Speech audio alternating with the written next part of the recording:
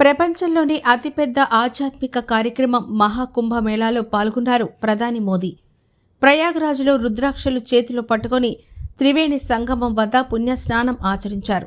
ఆ తర్వాత గంగా నదికి హారతిచ్చి పూజలు నిర్వహించారు. తొలుత ప్రయాగ్రాజ్ విమానాశ్రయంలో దిగిన ప్రధాని మోదీ అక్కడి నుంచి అరైల్ ఘాట్కు వెళ్లారు. ఘాట్ నుంచి బోట్లో ప్రయాణించి మహాకుంభమేళా జరుగుతున్న ప్రాంతానికి చేరుకున్నారు. అనంతరం త్రివేణి సంగమంలో ప్రధాని పుణ్యస్నానం ఆచరించారు.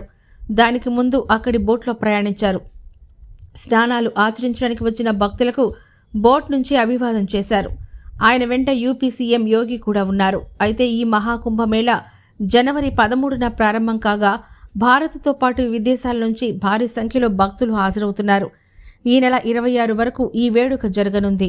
ఇప్పటి వరకు పలువురు రాజకీయ, సినీ, వ్యాపార రంగాలతో పాటు పలువురు ప్రముఖులు, సామాన్య పౌరులతో కలిపి 38 కోట్ల మంది పుణ్యస్నానాలు ఆచరించారు. అయితే మహాకుంభమేళా ప్రారంభానికి ముందు ప్రధాని మోదీ ప్రయాగ్రాజ్ వెళ్లారు. 5,500 కోట్లతో పలు అభివృద్ధి ప్రాజెక్టులకు ప్రారంభోత్సవాలు, శంకుస్థాపనలు చేశారు.